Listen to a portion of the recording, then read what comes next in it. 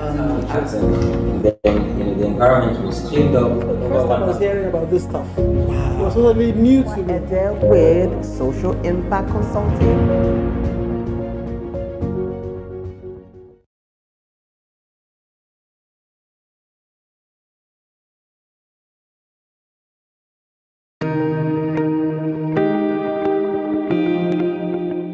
Hello everyone, my name is Electoral Ede with Social Impact Consulting.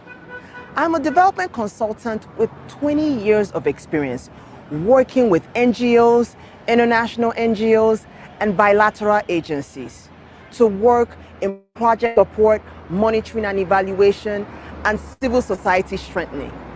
So now, I saw that local NGOs lack the capacity to manage large-scale projects, which can in turn impact their various communities because they have the connection based on their backgrounds.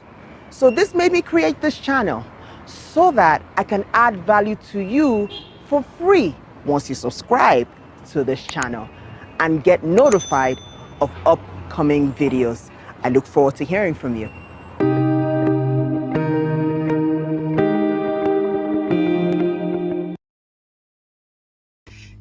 Hello everyone, how you doing today? Welcome to another episode of the Development Sector Series, which is Devsectorseries. Yay! So thank you all so much for being here on this morning. Please make sure that you like and share this broadcast so that we can reach more people. So if you're interested in being notified when we are live, please join our mailing list. Let me know where you're watching from so that I can thank you personally.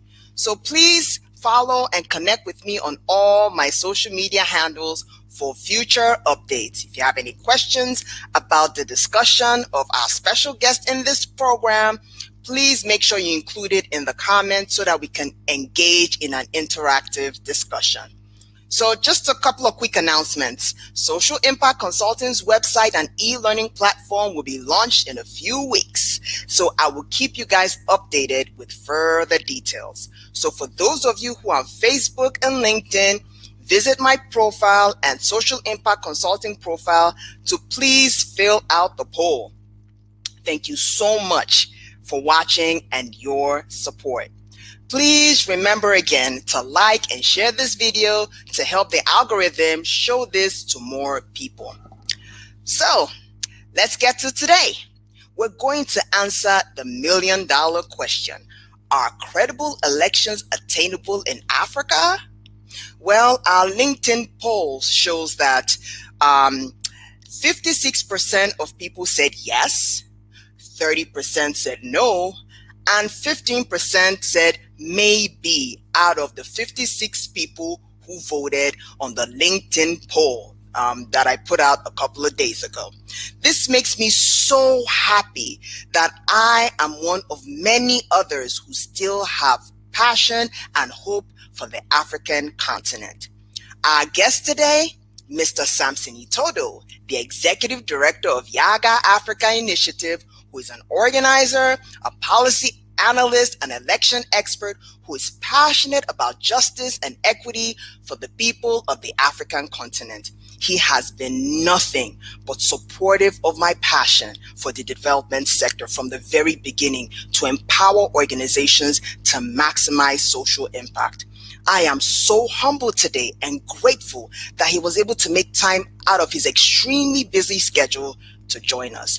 So I am going to be covering his bio shortly. Again, please like and share this live streaming so that it gets to more people, okay?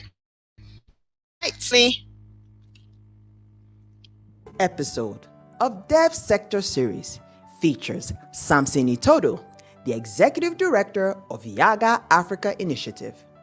Samson Itodo is a community organizer and development practitioner with 13 years of experience in election, parliamentary strengthening, constitution building, youth development, and community organizing.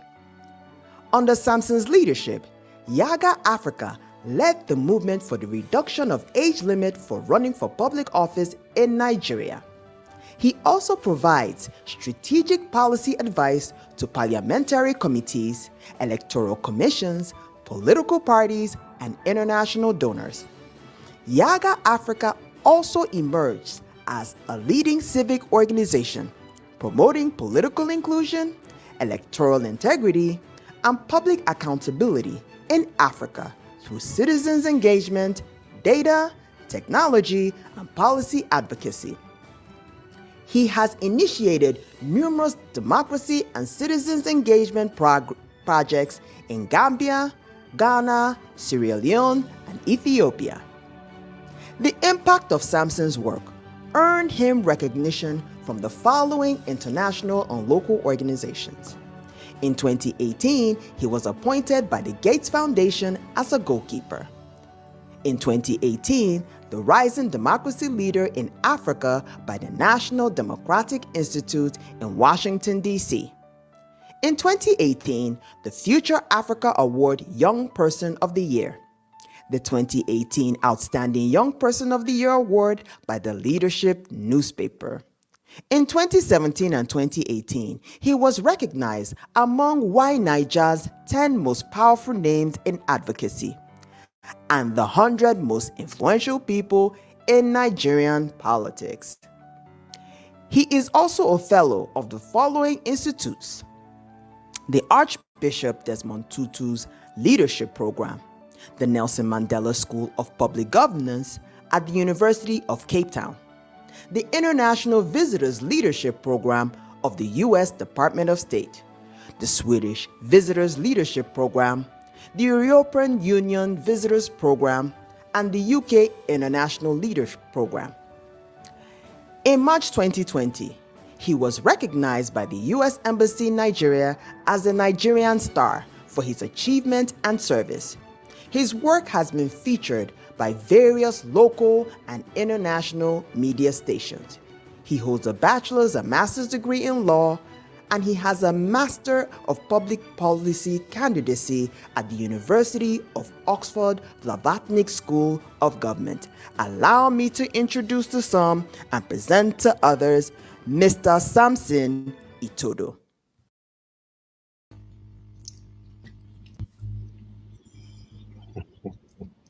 Hello, Samson. Good to see you. How you doing? I'm doing fine, Efwa. Well, thanks for the video. I'm most humble. Worries. Thank you. No worries. I definitely just want to really appreciate you for taking time out of your extremely busy schedule to join us. And I just want to even say, even publicly, that you have been my greatest supporter in terms of my passion to empower nonprofit leaders and social entrepreneurs around the continent. So I really do appreciate you for your extreme support. Thank you. No, the pleasure is ours, and thanks for being inspiring as well. Do appreciate it. And great work you do. And I want to encourage anyone who is really interested in development, who is interested in social change and social impact, to support this cause, because I believe in the vision and what you try to promote, because that's what Africa needs, if we're going to leapfrog our development. Thank you so much. So I guess we're going to get started to attempt to answer the $1 million question that, about credible elections in Africa. Because in fact, I put out the question on a poll on LinkedIn, and you had most people were between the yes and the maybe.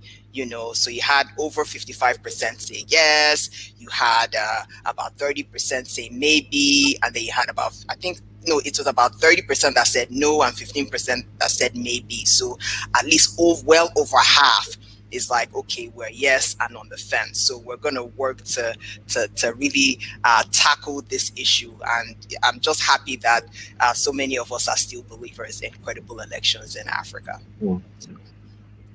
So yeah. Yes, So I wait. I'm looking forward to the discussion. But thanks for yeah, sharing the data and the outcomes of the survey. Thank you. definitely. So we're gonna get started. I want to start with you in terms of your journey. So, what led you to international development? Because you have the brains to just be on your way to corporate law, international law, become a big shot lawyer. So, what took you to this journey to the development sector? Well, that's an interesting question. Come to think of it, why did I get involved in this journey?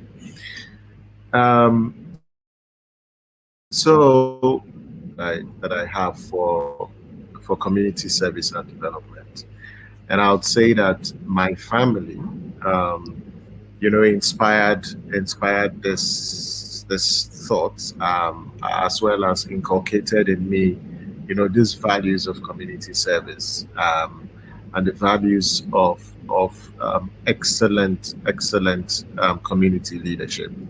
And so I grew, just appreciating the fact that, we exist to serve our community. And, one of the things that taught me a great lesson in this life is when I was growing up and still growing up, when I was much more younger, during festivities, I'm sure your families also did that during Christmas or New Year or the Easter celebration.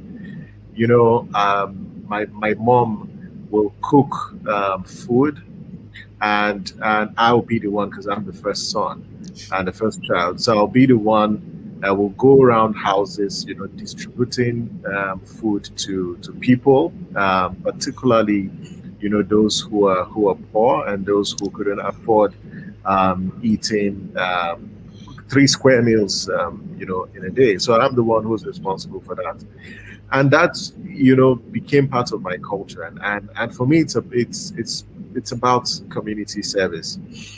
And then, of course, I went to school, and I've always wanted to be a lawyer.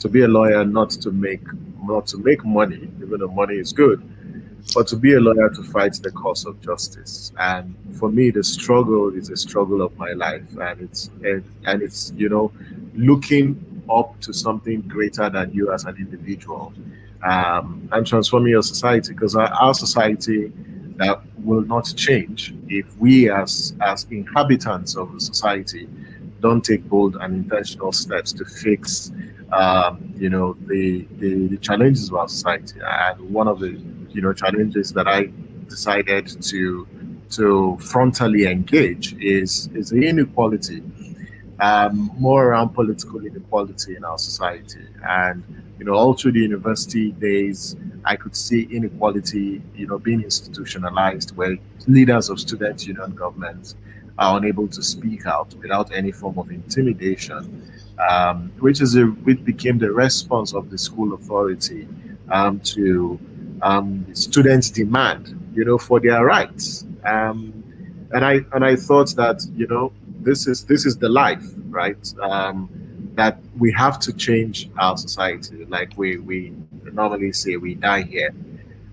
We will live and die here.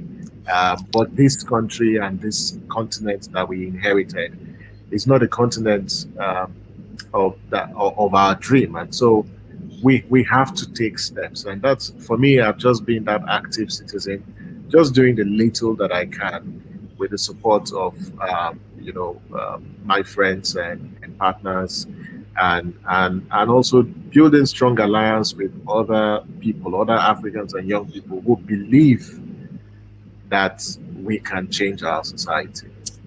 Yeah, definitely. Thank you for all you do, the sacrifices and the time that you're using to really make an impact and living a life beyond yourself. So now you've mentioned to us that this is what you do. So now you could have picked and selected anything. You now decided to focus on elections. So what was the drive behind that?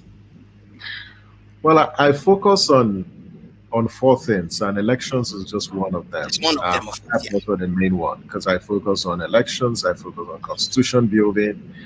I'm an enthusiast of social movements and community organizing, and then also leadership, particularly public leadership, and that feeds into things like legislative leadership or legislative governance and working with the National Assembly. But at the end of the day, it's all tied to how do we make democracy, deliver to the people and to deliver to our society.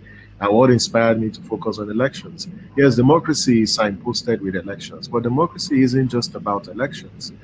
But the leadership recruitment process that we have within a democratic setting is elections. So elections provide you that vehicle to select or to hire and fire leaders who you vest with the power and the authority to take decisions on your behalf.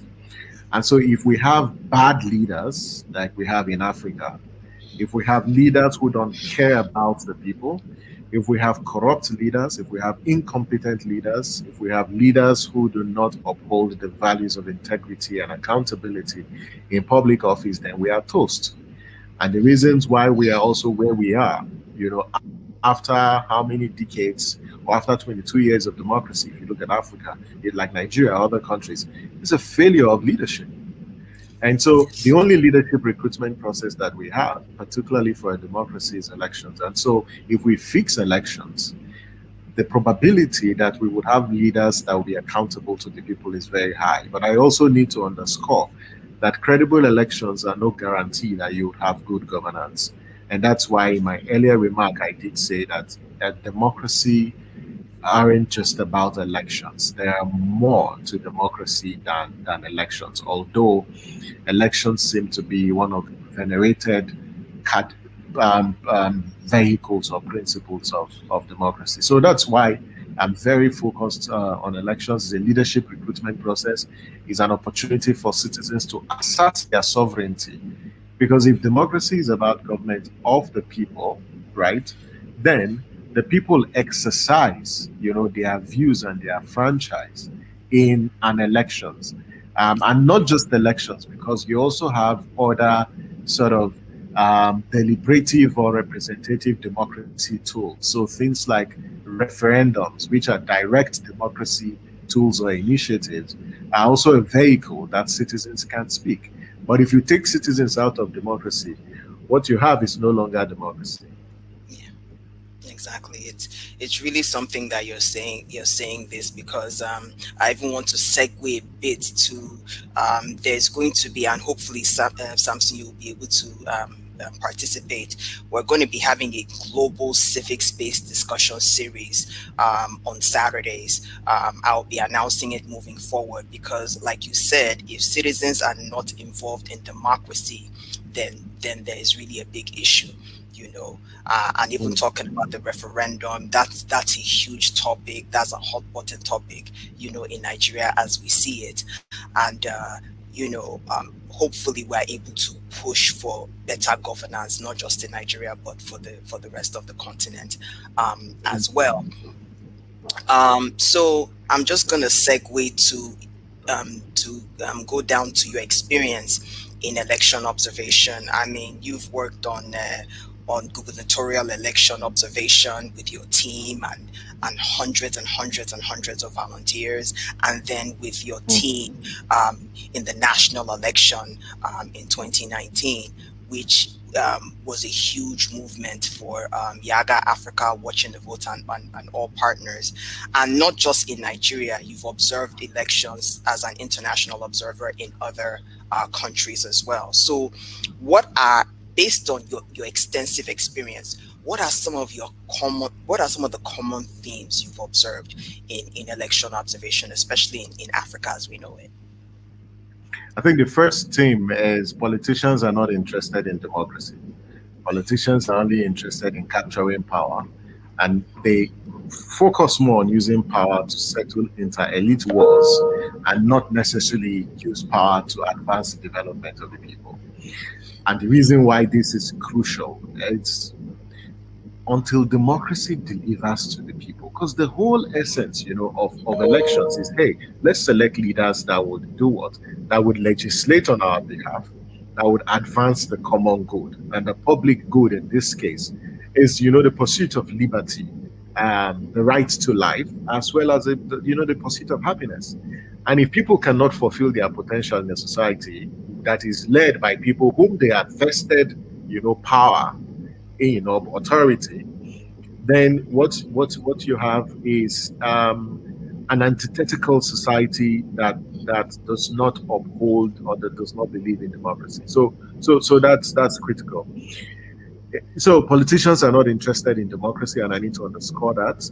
They are more interested in what? In elections, in capturing power. And why is that the case?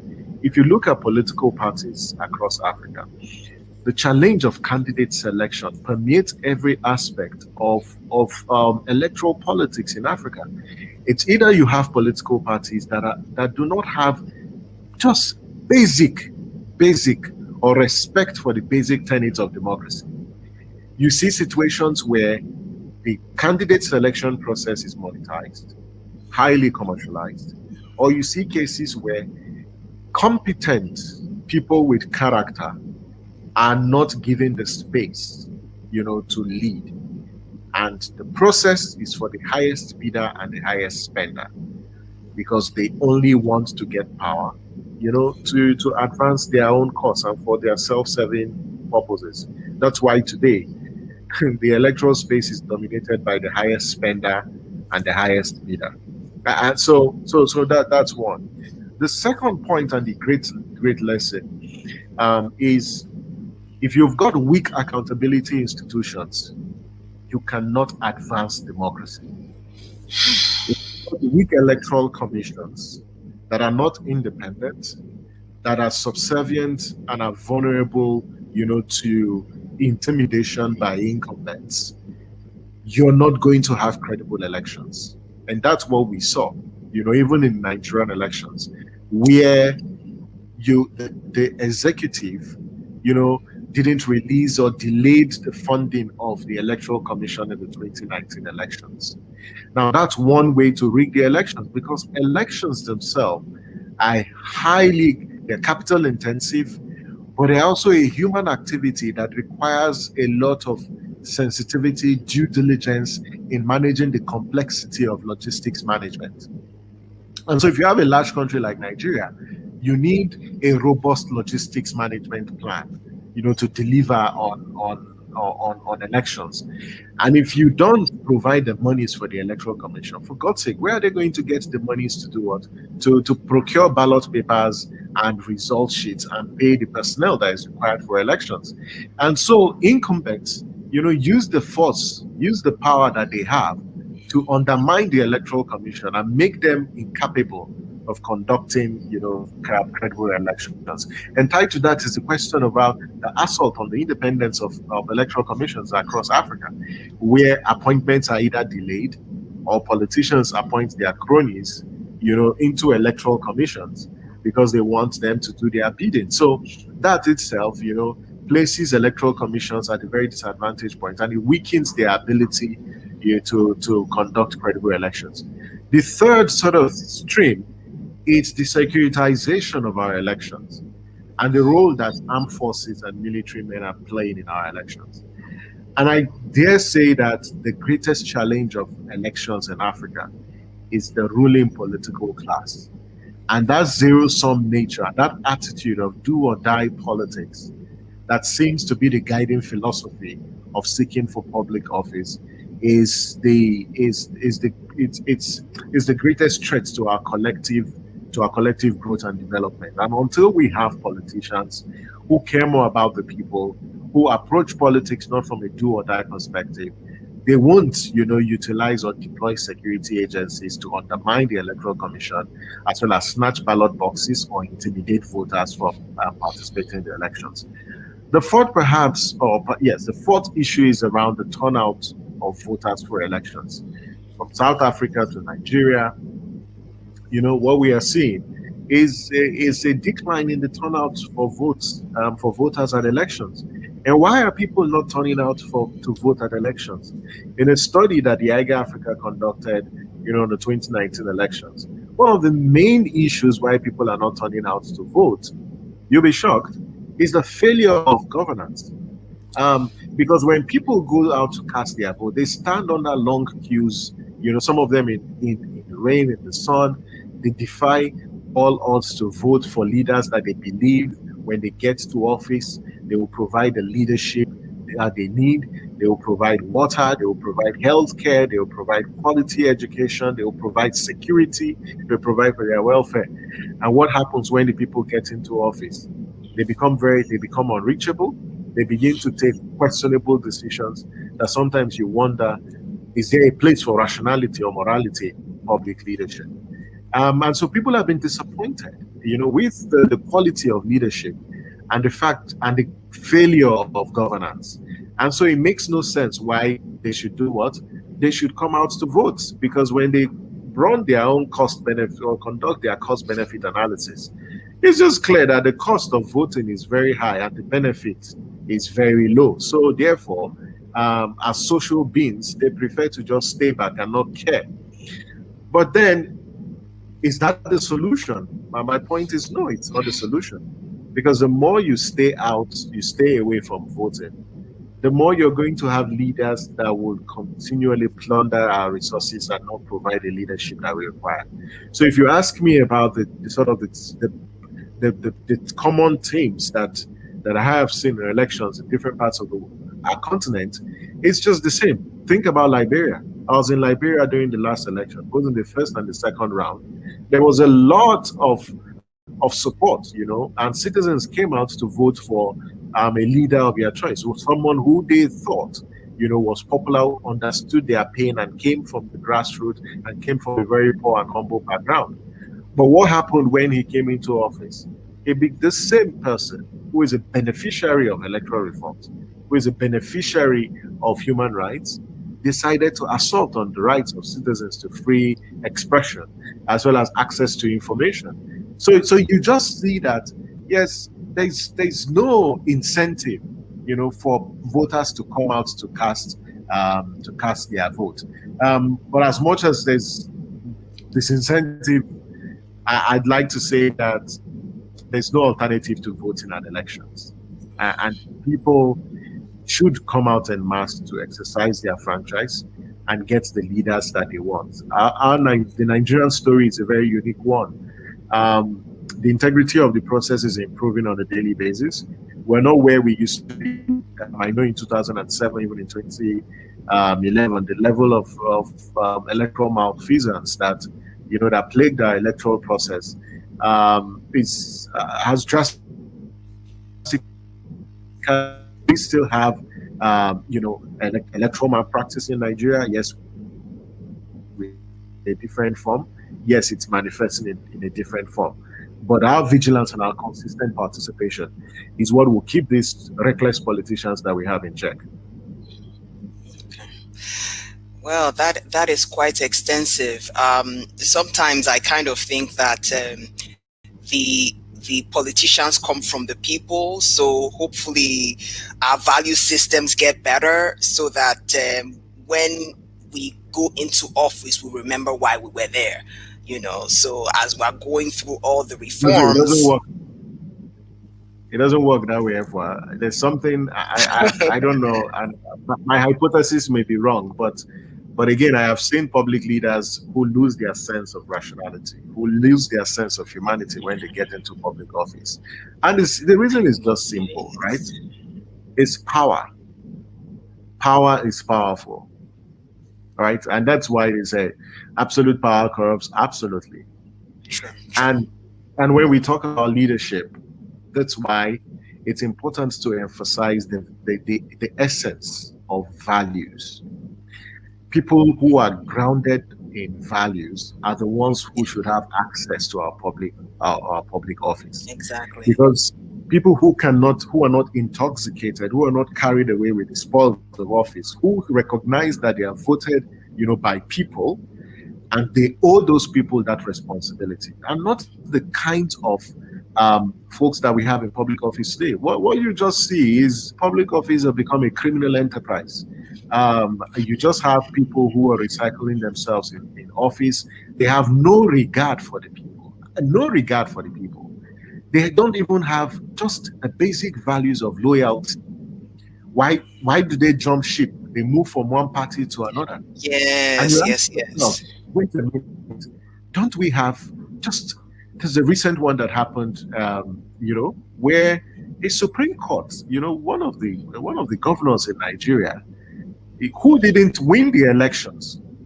He didn't win the elections, but the Supreme Court granted judgment in his favor because the other party, didn't conduct valid primaries. And so by luck, this other candidate was declared the governor of a state.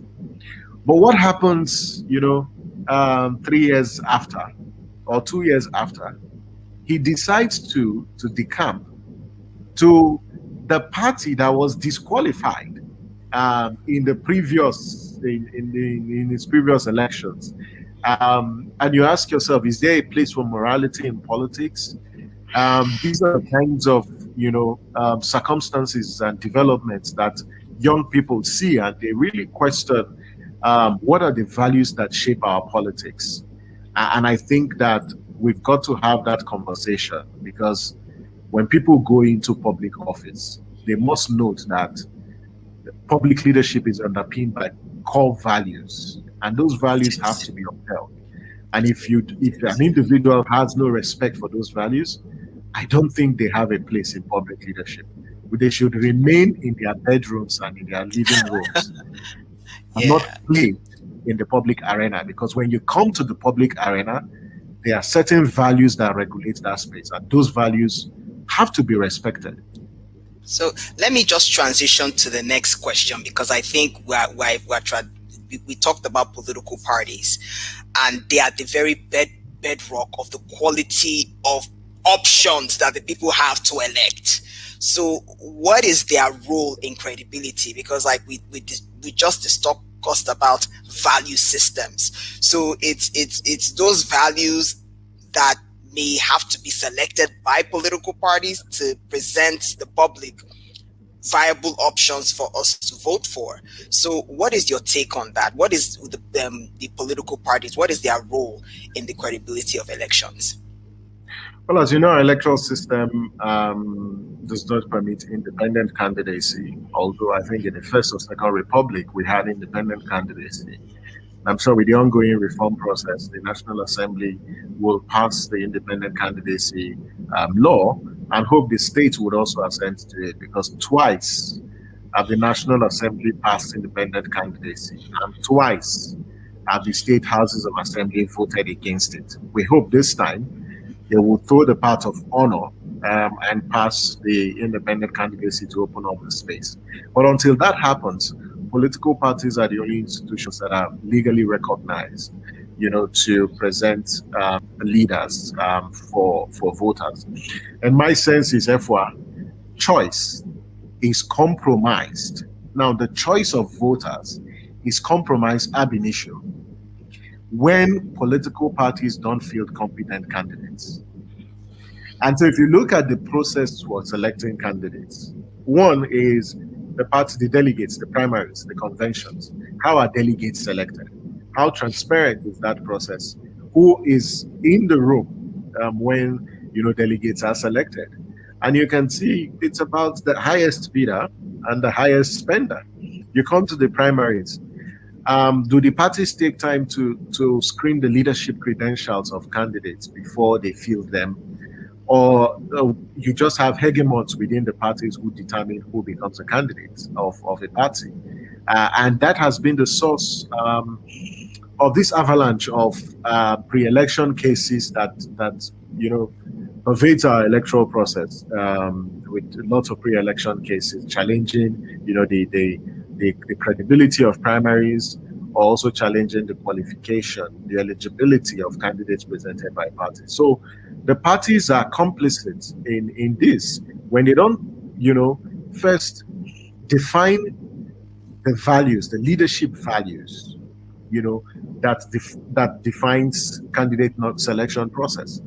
I've not seen any party that has engaged in this serious discussion around leadership to say what's the kind of leadership that we need. What's the kind of leadership are we going to provide? But it's just been about, former military dictators, former governors, former this and former that. It's about the former.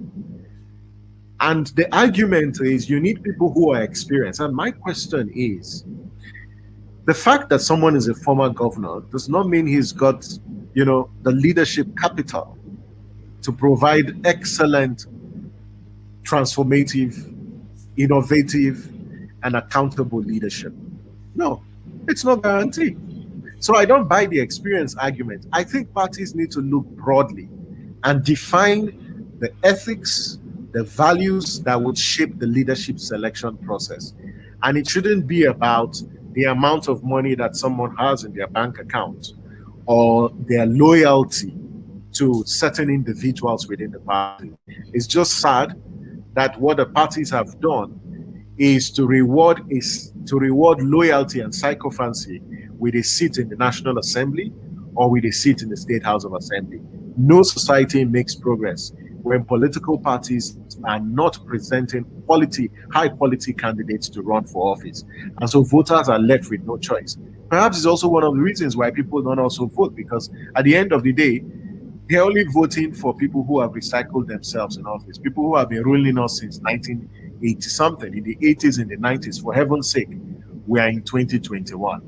We need a new lease of life. We need new leaders. We need new actors who can take us to the next level. Man, that is really something that you say that. I think this is a bit of a conundrum because, with what happened in the United States in the last election, we had, in terms of the Democratic Party trying to scramble to get a viable candidate against the incumbent, and then the independent candidacy were not able to have a strong independent candidate. So it's like, I guess it's a conundrum that we have to kind of navigate our way through in terms of making sure that there is a holistic value system for people to for us to come up with, people electable to lead our countries in Africa. Yeah. So yeah, it's really interesting. Yeah, that needs to be informed. You need and there are several conversations in Nigeria. There are several conversations in Africa about leadership. Does leadership count? Does it really matter? And let's, if we want to unpack this leadership, it's just simple. It's value-based leadership, right? If you are trusted with power, what will you do with power? Will you care for the people? Will you be willing to constitute a team, that can work with you? Because leadership is teamwork. You don't need to have all the knowledge, right? A good leader is not one who has all the knowledge. A good leader is one who knows how to learn, who knows how to identify and harness potentials in people. And the aggregate of that is what you use to drive development within your society. A leader who recognizes that we are diverse and our strength lies in our diversity. Not one who is very primordial, and also parochial in their approach to leadership and not inclusive. Leadership, that recognizes the fact that, questions are what defines democracy, and not ones who are angry and upset and feel that no one should question them because they have the political authority to act. It doesn't work that way.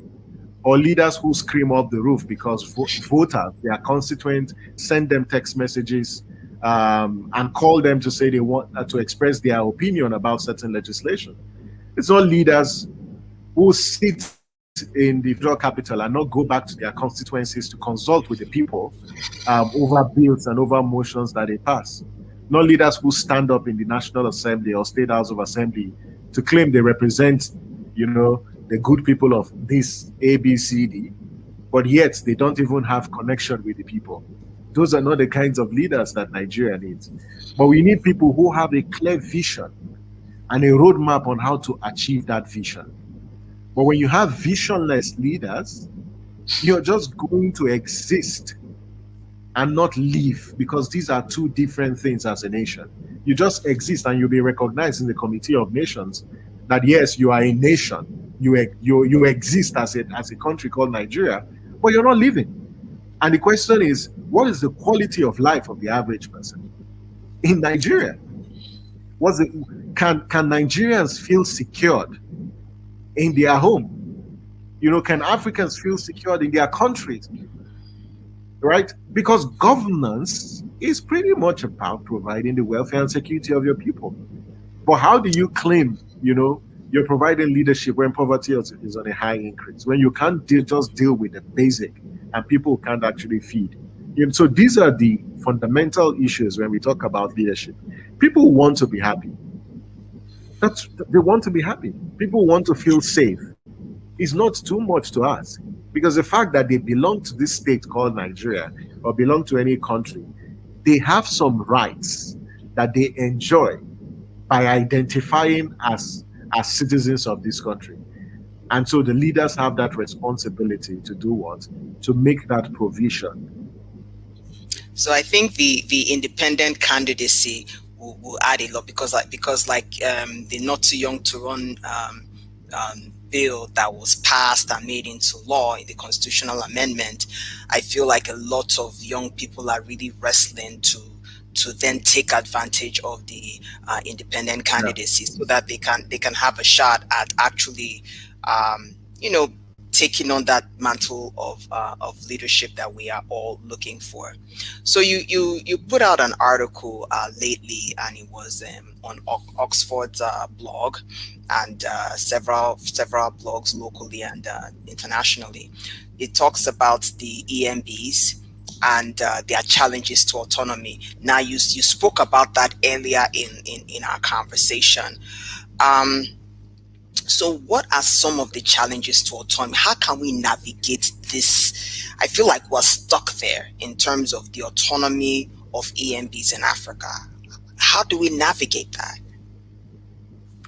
Therefore, you see, it boils down to individuals. When you have political leaders who don't have regard for the rule of law, they don't have regard for the rule of law.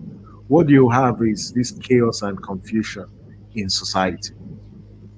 Because our society is dominated by people who don't have single respect for the rule of law. And when you now have institutions that are weak, that can't hold them to account, you just have impunity reigning supreme in society. That's what you have. You have a constitution that is clear. And this is a Nigerian situation.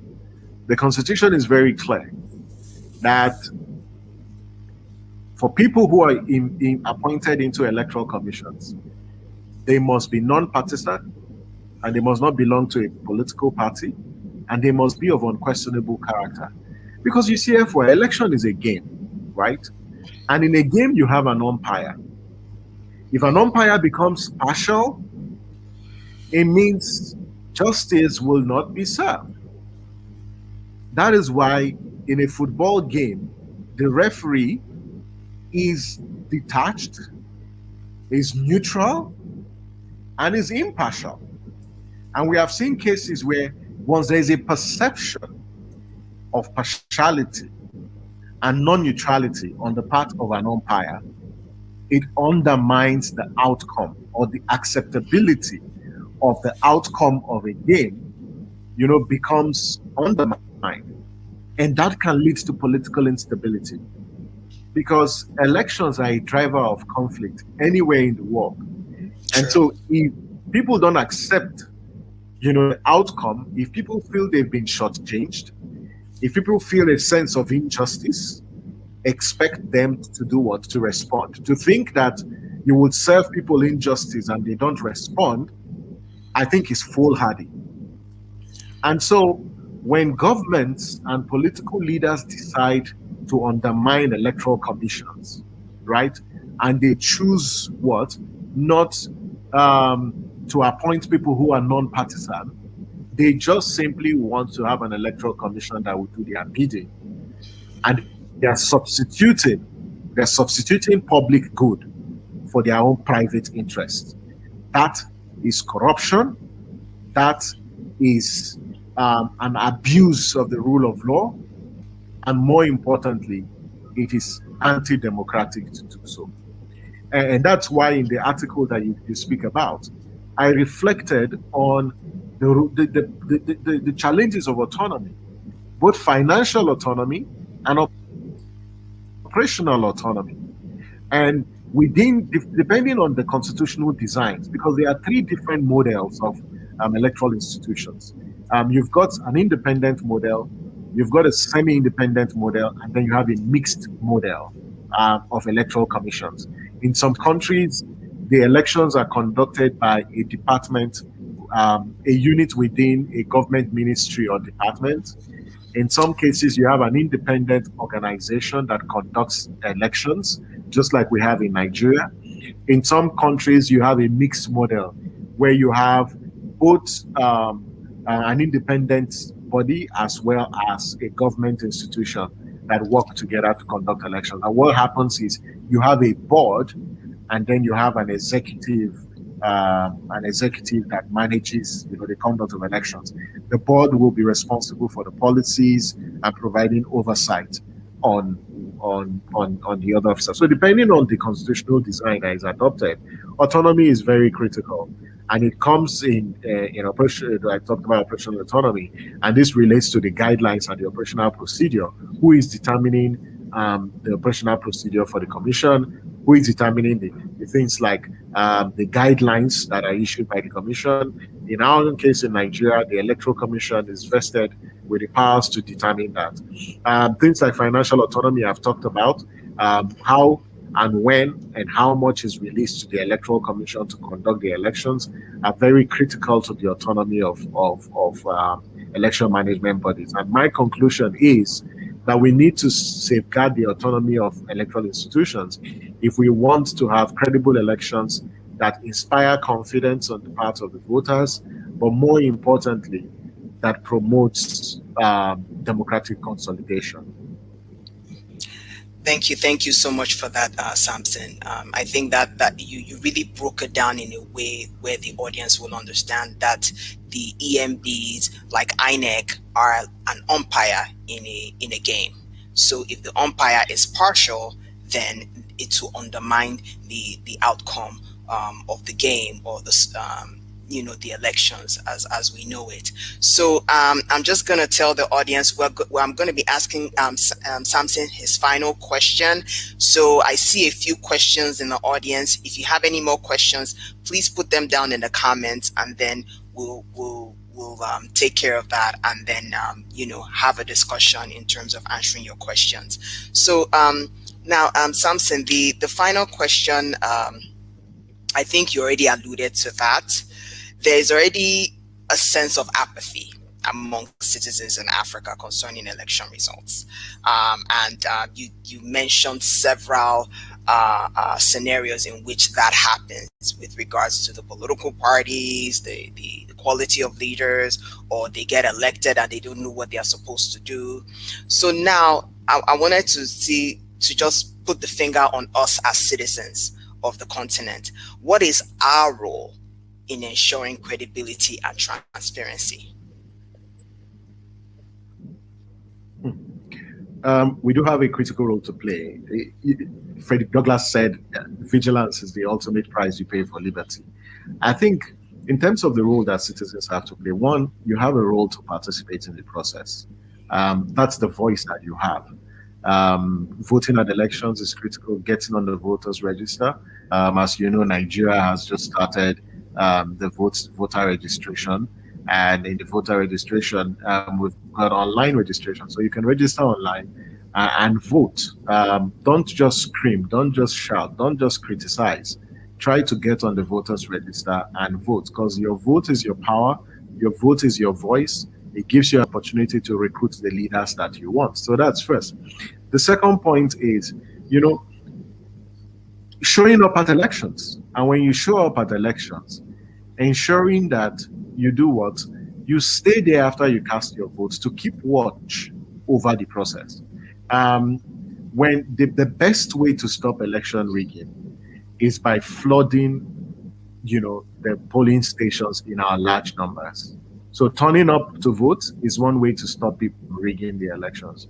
When people are not there, the politicians become emboldened, to subvert the process and intimidate the polling officials or even compromise them. But if they see, people are watching, they will retrace their steps, and it will discourage them. It will actually deter them, and that's one thing we can do. So that's one role we have to play. The third is the role that social media plays. It's good to have this conversation. Unfortunately, the Nigerian government put a ban on Twitter. We hope that they will lift that ban because it's repressive and an oppression, and that shouldn't stand in any way. So we hope they remove that. And so we'll use social media to expose any form of electoral corruption and malfeasance. Reach out to INEC and their civil society organizations like YIAGA Africa and other groups who are involved in election observation. We can amplify these reports and these stories during elections, and then ensure that the relevant institution take action on them. But I just want to say, and perhaps the fourth point on the role that we can play as citizens beyond observing and monitoring these elections is actually understanding the electoral law and our constitution.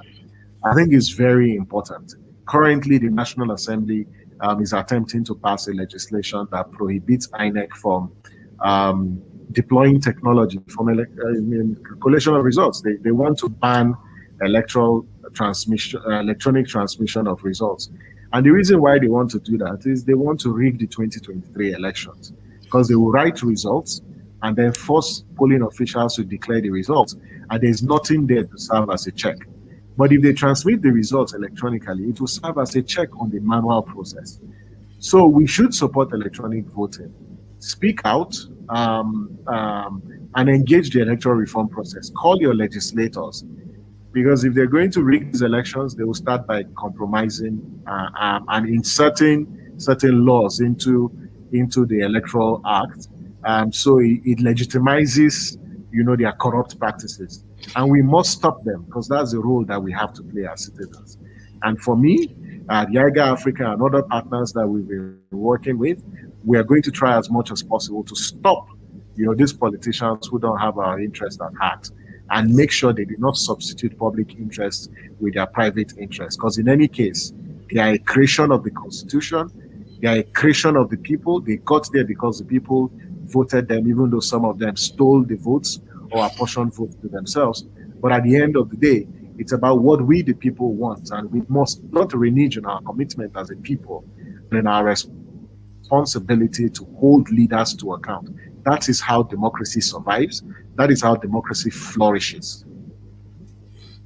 Thank you for that. In fact, you're really talking about that citizens need to come together and use their people power in terms of making sure they monitor the polling units to make sure that there's transparency and accountability, and make sure that they're actually part of the process in terms of advocacy, talking to their legislators and actually working with organizations like YIAGA Africa and others to see how they can continue to advocate for laws that are being covertly passed to undermine the process.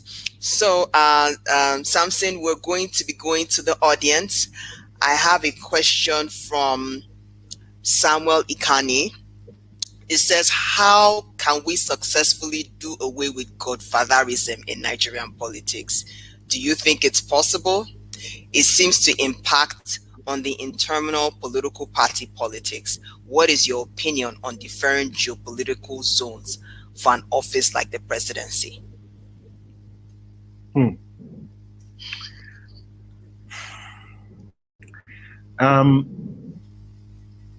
When you talk about godfatherism, the point is, what are the roles of godfathers? There's a difference between a godfather and a mentor.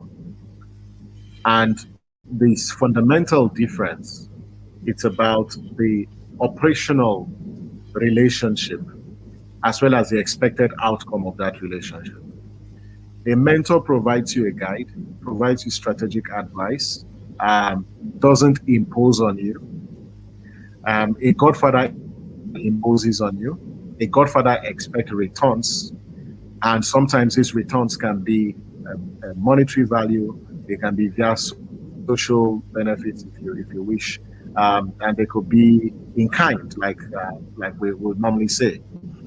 And we've got to reduce the role that godfathers play in our politics, particularly what you may term as negative godfatherism. If a godfather expects you to be loyal to him as opposed to loyal to the fidelity of the constitution that you swore to protect, or disloyal to your people just to serve his own agenda and his own goals, I don't think that's a path to subscribe to, and I want to completely discourage that, because that's a fundamental problem within our current political system. And so the way to do away with this is, say, build social capital with your people. At the end of the day, it's the people that vote. Godfathers don't vote directly. They're also entitled to one vote. But maybe their influence and the resources that they have may give them the power, the economic power, and their influence to mobilize votes for you. My sense is the terms of the relationship needs to be defined, and if it runs contrary or in conflict with your values, that as an individual, please do not compromise your values because you want to secure the support of a particular godfather. Because the more you do that, others would follow suit, and that's how we continually perpetuate this culture of godfatherism within our political space. Does it have an impact on internal politics, party politics? Yes, it does. But can we get to a point where we distribute and decondense power in political parties and make power accessible to the people? The whole notion of democracy, it's about people power. And we've got to reverse this. So my goal is, how do we ensure that people retain the power, reclaim the power that they ought to have? And the way to do that is to organize, is to get people who share the same values, build that strong relationship with those people, and place a demand on the system. I have not seen across the world where people who build cohesion, driven by vision and resilience, place a demand on institutions and they don't get the response. Even if they don't get the response immediately, but the response definitely comes along the way. Thank you so much. So I think he was talking about geopolitical zones. Yeah, the variant to this country is a diverse country. Should that be a definition should that be one of the qualifications or one of the considerations? I say yes, but it can't be the only determining factor. We need to look at things like capacity, competence, and character. But we must balance rotation of power, because we're a pluralistic society, and as you distribute power across different, whether micro or macro nationalities, you address a lot of issues relating to disaffection and the fact that people will not feel excluded. But when you make, certain political office the exclusive preserve of some people, you're going to run into problems as a society. And that is the bane of our problem in Nigeria. Exactly. Okay, so we have another question by Elizabeth Olupinsaye. Is our vigilance enough to deter electoral malpractice? What more can be done, and by who, to ensure transparency in our electoral process, to ensure that votes count? Nothing is ever enough. Vigilance is not enough, but vigilance is one. We are not even exerting enough vigilance, honestly, because go through a lot of elections, you don't see observers, you don't even see citizens coming out to vote.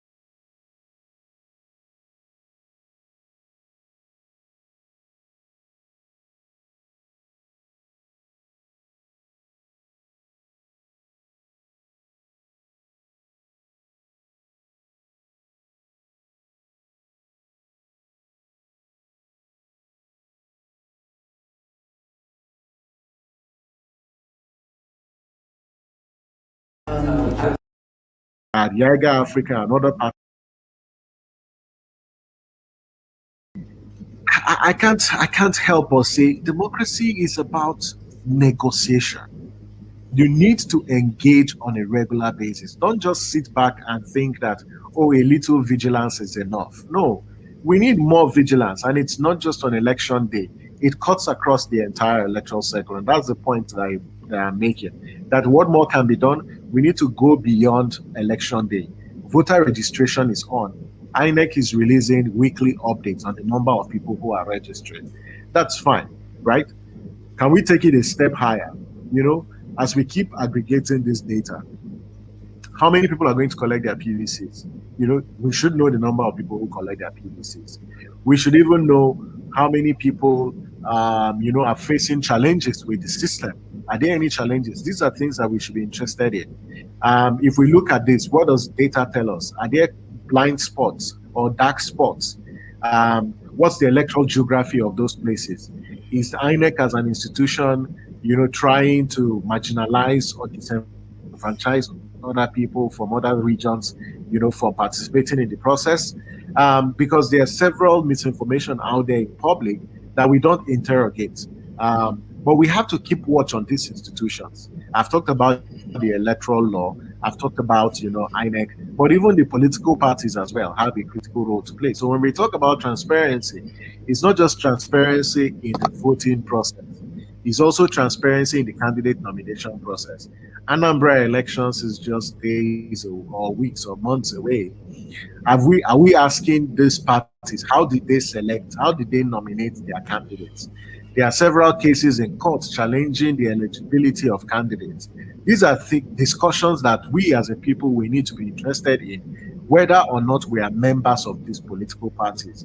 Because these parties fill these candidates to us, and then we have no option but to vote for this candidate. So we need to ask them, those questions. So those are things that we can do as a people. Interesting. So let's get to this question. This is from YouTube. Mr. M. Henry Inaholo. He said, Mr. Itodo is on point, but how do we navigate the already corrupted electoral system? How do we simplify the party election to weed out money politics? It's always the how question. I don't know how.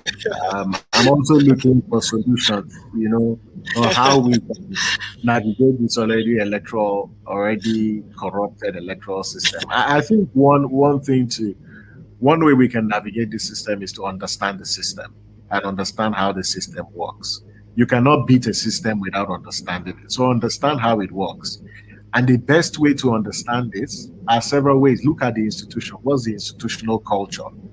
There are political parties we know today who will never conduct primaries, but they will field candidates. Right? Why is that happening? And so if you're going to reverse that, you need to ask yourself, who are the decision makers within those institutions? And political scientists or those in public policy will call them veto players. Who are the veto players in that political party? Whose decision determines what happens in the party? So who are they? How can you influence them? What are they interested in? What are their priority interests, right? You need to understand this and then engage from a point of information by studying them. We also need to know who do we ask the right questions, which institutions should we be addressing them to, and what's the best time to ask them those questions. That's a way to navigate this corrupt system. If you don't know that there's an EFCC or there's an ICPC, if you don't know the roles that the EFCC plays and the ICPC plays, there's no better way you can engage them effectively. If you don't know that in the National Assembly there's a committee on public petitions where you can submit a petition and the National Assembly can take action, you're not going to be able to engage. If you don't know there's a Human Rights Commission that has a public complaint mechanism where you can register any complaints, you cannot navigate the system. So you need to understand the system, know the institutions, know their duties and their responsibilities, and know the entry points. I give you a classic example. One of the things YIAGA Africa has done with other partners, is to petition the National Assembly and ask them to reject Loretta Oneche, who is a presidential aide of the president and a member of the ruling party, who has been nominated to be part of, as a national commissioner of INEC. In our quest to defend the Constitution, we've written a petition to the National Assembly and the committee. They're considering the petition. But while they consider the petition, just this morning, we have filed a case in the Federal High Court, Abuja, challenging Loretta Onoche's nomination because it is unconstitutional and it's a considered opinion that the president violated the Constitution.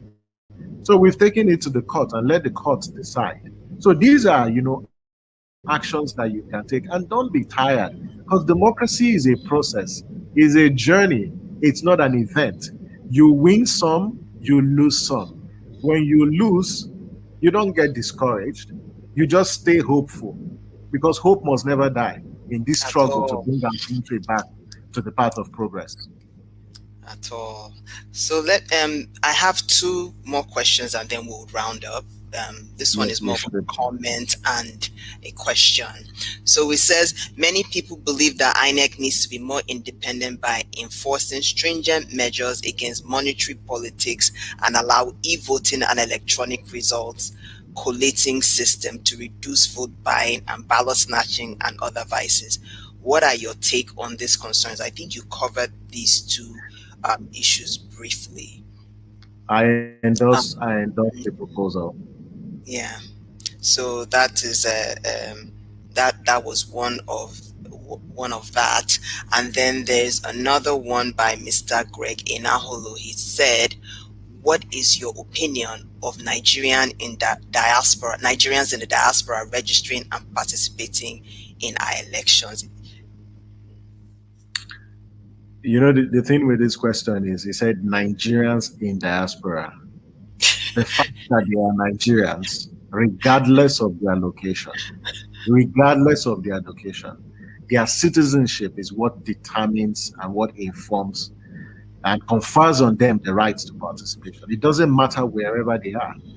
But you have a very hostile legal and constitutional framework that precludes them from participating. And I've always said this a couple of times for several years, that Nigerians in diaspora are Nigerians. We shouldn't bifurcate and try to classify them as non-Nigerians by limiting their rights to participate. Yes, there are logistical issues, but Niger, that sometimes we will consider an appendage of Nigeria, and I say this jokingly, conducts diaspora voting. Why would a country like Nigeria not allow Nigerians in diaspora to vote? Today we are registering online. Nigerians in diaspora will go on to register, but they cannot complete the registration because the biometric capture requires them traveling all the way to Nigeria. It's unfortunate. Why can't our high commissions, conduct, the biometric registration? Exactly. In any case, if Nigerians in the UK and the US want to apply for their passport, they do so in the Nigerian High Commission. I just think it's just inexcusable and unacceptable that our legal regime does not allow diasporans to vote. And we have advocated for this. The Constitution needs to be amended. The Constitution review process is on now. We hope that they would amend the provisions of the Constitution that allow our fellow brothers and sisters who are living outside Nigeria to exercise their rights. Because this denial of the right to vote is injustice on their part. Exactly. Thank you so much for answering all those questions, Samson. So we just want to have you round up and let us know your final thoughts on the path to credible elections in Nigeria. Is it possible? Are we on our way? in Nigeria and sub-Saharan Africa in and of itself. How far do we have to go to get to that? We're very, very far. We're very far. But what is important is we're on the right track. Democracy is not a destination. Democracy is not an event. Democracy is a journey. And at this juncture of this journey, we've got to review our processes. But I'm very, very optimistic, F1, that we're going to get to that destination. And for me, that destination is a peaceful, prosperous society where justice is for all and not for those who can afford it. And it's that country and that continent where we the masses